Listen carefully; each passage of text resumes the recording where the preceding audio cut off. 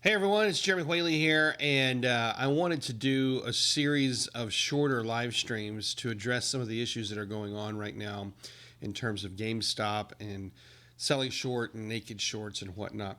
So yes, it really is the middle of the night on a Friday night, and yes, I'm really doing a series of short live streams because I can. I don't expect anybody to be watching this in the middle of the night, but you never know. Maybe some of you are up and need some entertainment.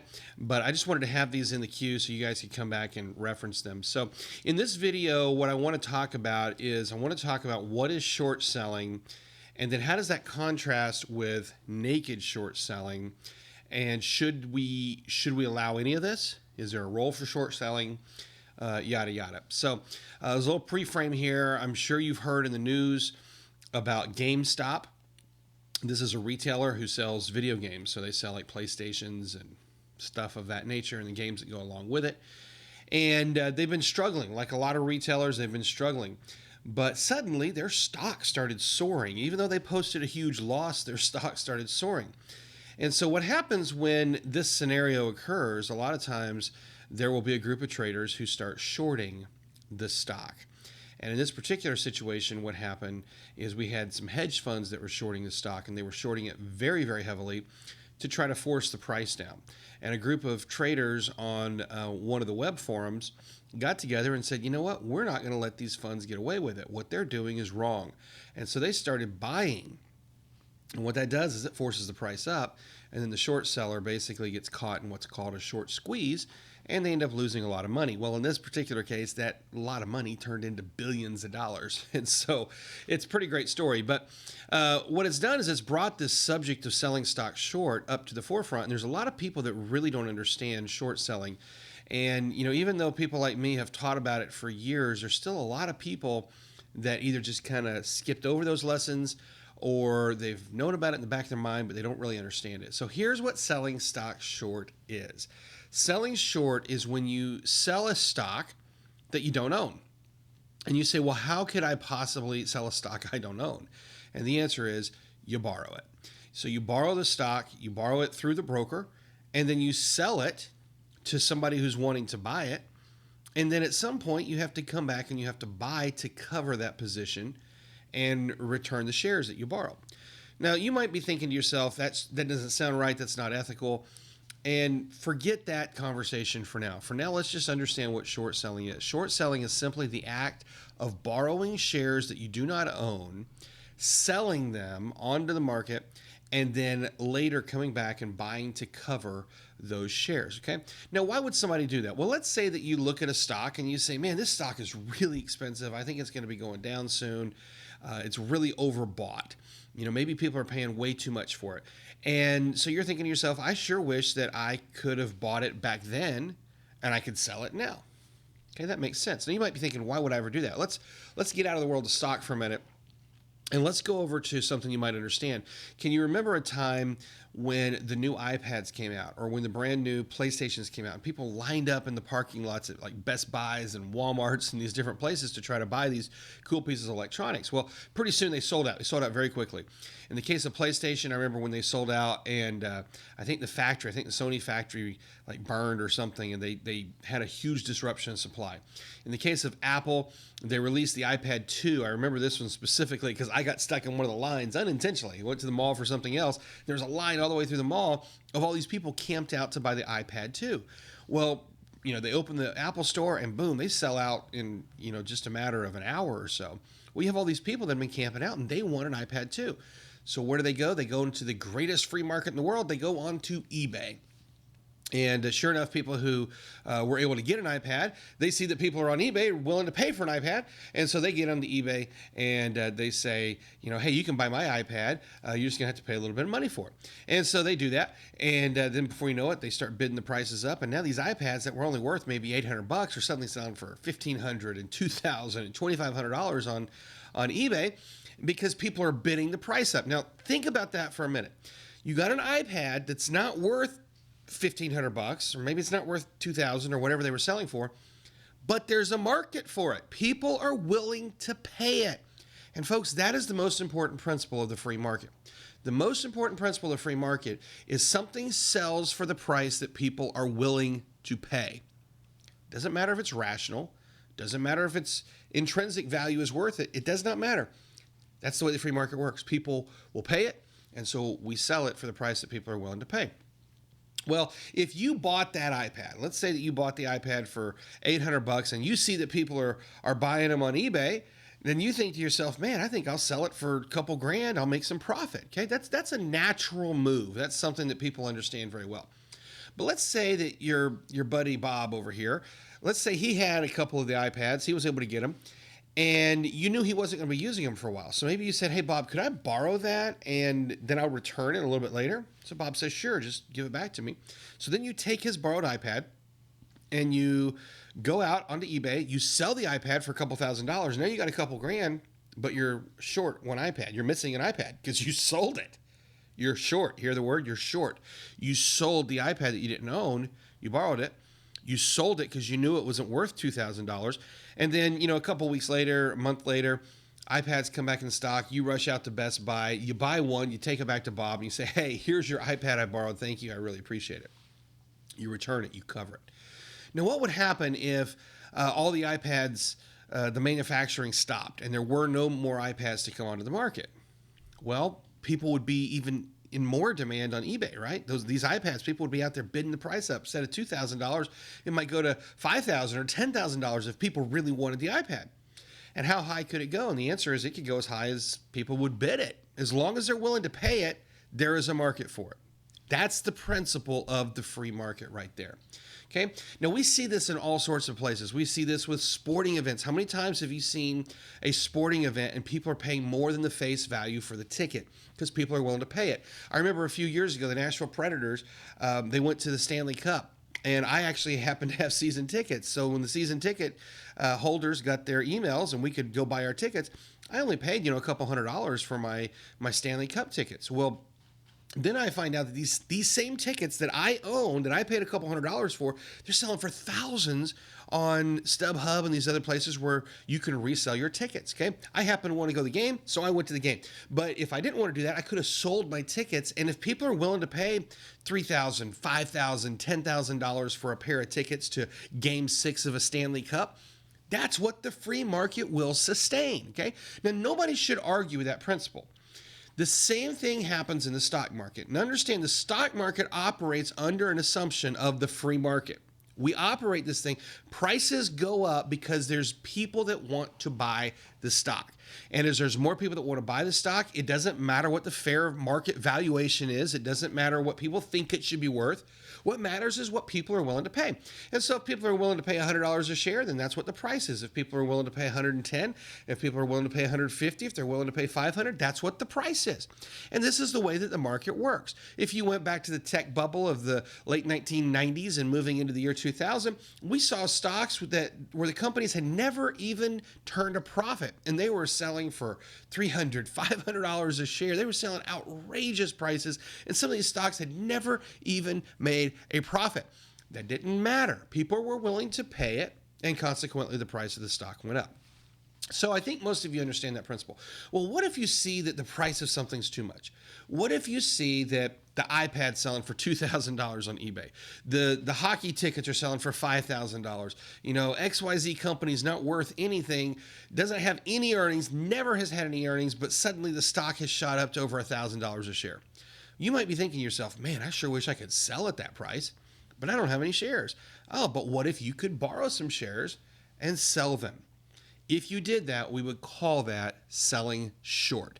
And that's what a short sell is. Now, once you sell short, you have to do what my imaginary story about Bob and the iPad did. You have to later buy it back and return it to its rightful owner, okay? That's how selling short works. Now, in the real world of selling short, what actually happens is the broker has a float of shares that people at that brokerage have purchased. So let's say that a broker has maybe a couple million customers, and you take a popular stock like Apple or Microsoft or Netflix or Amazon, any of these really popular companies, and there's going to be, out of these, however many millions of accounts they have, there are going to be a certain number of those people that own these really popular stocks that everybody likes to trade. So what happens is all those shares come into the general pool of the broker, kind of like a bank. Just imagine that you go into a bank and you deposit $10,000. Well, that bank is going to turn around and lend out based on your $10,000. But they don't just say, oh, this is, such and such as $10,000. They say our bank has this much capital under management, and we can go take that capital and we can go invest it by lending it out to people to buy a house or to start a business or whatever they lend their money for. Okay, they can actually lend more than that based on something we call fractional reserve lending, but that's a totally different conversation. Regardless, your broker is very much like that. So if you go to the bank and you say, I want my $10,000 back, they don't have to hunt down the person that borrowed your $10,000. They just go to the general pool, they pull out the $10,000, they give it back to you. Now, if everybody came to the bank at the same time and said they want their $10,000, then we'd have a run on the bank. We'd have too much demand for that cash, and the bank would have to go call some loans, or in our world today, they would actually call the Federal Reserve, who would then give them the money. But again, we're talking about banking, and this video is about selling short. But the principle is the same. So if the broker has a certain number of shares that's in their general in-house pool, it's easy to lend those shares out to somebody who wants to short those shares. So, Larry comes up here and says, hey, I'd like to short some shares of XYZ stock, and for this example, we'll say GameStop because that's the stock that's been shorted a lot this week. So, Larry wants to short GameStop. The broker just simply says, okay, well, we've got, X number of shares. We have 50,000 shares that are in our kitty here. So we'll just lend him some. And then Larry can go short those. And then later Larry has to return them. That's the principle of selling stocks short. So if you had your stocks in the broker, you would never know that it was yours necessarily that were lent out unless everybody tried to sell them at once, right? Now, whenever we sell stocks short, there are a couple of principles that have to be in place. This is the way the rules work. First of all, you need to understand that stocks settle. They settle 3 days after we actually transact them. So if we buy or sell a stock on Monday, it's going to actually process 3 days later, or we call that settlement. It's going to actually settle. You have 3 days to settle this trade. So sometimes what happens is brokers, they run out of shares. And they're not supposed to do this, but instead of actually, saying, hey, I got some shares here and I'm going to lend them over here to be shorted, what they do is they say, well, we're going to go find some shares. And then they have to go out to the other brokers and they borrow some shares from them that they can then short through their system. Okay, so that's kind of functionally how it works. And now we're kind of moving over into the naked short. The second thing that has to happen, the first thing is there have to be shares available to short. The second thing that has to happen is you're supposed to be shorting on an uptick. And that's not something that you personally have to manage as a retail trader. That's something that the broker is obligated to do. And the reason they do that is so that in a falling market, you're not just shorting, and it just keeps driving the price down. So where a lot of people say with their idea about shorting, they say, well, short sellers are driving the price of the market down. Not really. Because there's a functional reason for short selling. And I'll talk about that maybe in a different video so this doesn't get too long. But besides the functional reason, let's just talk about what has to happen. In order to sell stock short, there has to be shares at the broker. They lend those shares to the person who's wanting to sell short. Person sells them short. That person is then responsible for everything associated with those shares that they just borrowed. If there's any dividends paid, the person who sold it short has to pay them. The person who sold it short has to buy them back to cover, is what we call that, buy to cover, so they can return them to the broker.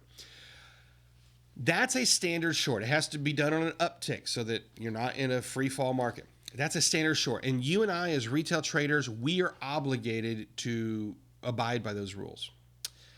There's another group of players in the market called hedge funds. And what hedge funds are is it's really just like a mutual fund, kinda. But it's a mutual fund that doesn't have the regulations of a mutual fund. And in order to participate with a hedge fund, you have to be what's known as a sophisticated investor. You have to have a certain amount of net worth. You have to have a certain amount of understanding of the market.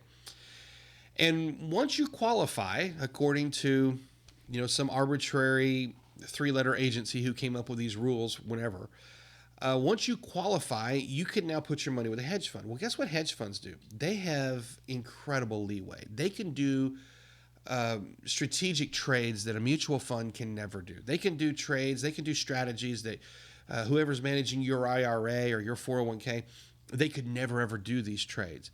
because they're sophisticated traders. And so that's what hedge funds are. And so one of the types of strategies that hedge funds like to use, there's a lot of them, but one of the types of strategies is they like to sell stocks short. So now you're not dealing with an individual retail trader like you or me. You know, a retail trader might show up with 50 or 100 or even 500,000 or, a couple $1 million account. And that's one thing. But when a hedge fund shows up, they got billions of dollars and potentially billions and billions of dollars that they're managing. And this is money that they can then put into the market. And when you start moving that kind of money, it can have a major impact. So there are some hedge funds that focus on shorting. And you can see where this is going. So what happened this week is some of these hedge funds started shorting GameStop, and there were some retail traders that got together and said, we're not going to let this happen, and they started buying. Well, guess what happens? Now these hedge funds, they've got to cover their short positions. Now you understand why, because they've borrowed the shares, so they got to cover the short positions. But as they're trying to cover, now the people who were short, they become more buying volume, and it just starts to drive the price higher and higher and higher. And so basically what happened with GameStop is there was kind of an agreement amongst millions of internet users that they would buy the stock and not sell. So the short sellers, whenever they're ready to start covering, there was no liquidity available for them to cover, and that just drove the price really, really high, really fast. Now let's get into the naked issue. The issue with naked is, let's say this hedge fund comes to the market and says, we want to short all these shares. Well, you have to understand the hedge fund's not playing by the same rules that you and I are. You and I have to go through a broker, and the broker has access to a certain number of shares that are right there in house, and for shares they don't have in house, they can go out of house and they can bring those shares in. In the case of the hedge fund, they have to go out and find them because the hedge fund is dealing directly with the market maker. And so what the hedge fund is required to do is they are required within 3 days to settle these trades. And if they don't settle them, then guess what happens? They are naked. Or actually, they were naked to begin with. It's just that they have 3 days to get it settled. And so what we've been having, even though naked short selling is illegal, you need to know that. There's actually rules that say you can't naked short sell. But these funds are getting away with it anyway. And so I don't know how much of the volume this week was naked short selling versus regular traditional short selling, but that was the nature of what created this experience, I should say, that we've been having this week in the market. And now you kind of understand better what short selling is in and of itself. So the hedge funds, they have to cover their positions, stocks flying up. I mean, it goes from 20, 30, 40, 50, 80, 150, $350, $450 a share. And now these funds are all like scrambling. How do they cover these positions? And it turns into billions and billions of losses. I heard at least one fund maybe lost as much as $70 billion on this trade. So, there's all sorts of stink about it. We can talk about the pros and cons of it. But what I wanted to do in this video is just kind of give you hopefully a simple explanation of what selling stock short is, so you understand what it is. And now you understand what selling short is, and you also understand what selling naked is, okay? So in some other videos, I'll actually go into some of these other hot issues that are going on right now, but hopefully this was good, and if you like it, then share it. Also, you could subscribe to my channel or to wherever you're watching this. If you're on Facebook, you can like the page, and I'll be putting out a whole lot more of these kind of videos for you. And you can also check me out over at trademaestro.com, where I teach people how to trade the stock market on a weekly basis. I'll be happy to teach you as well.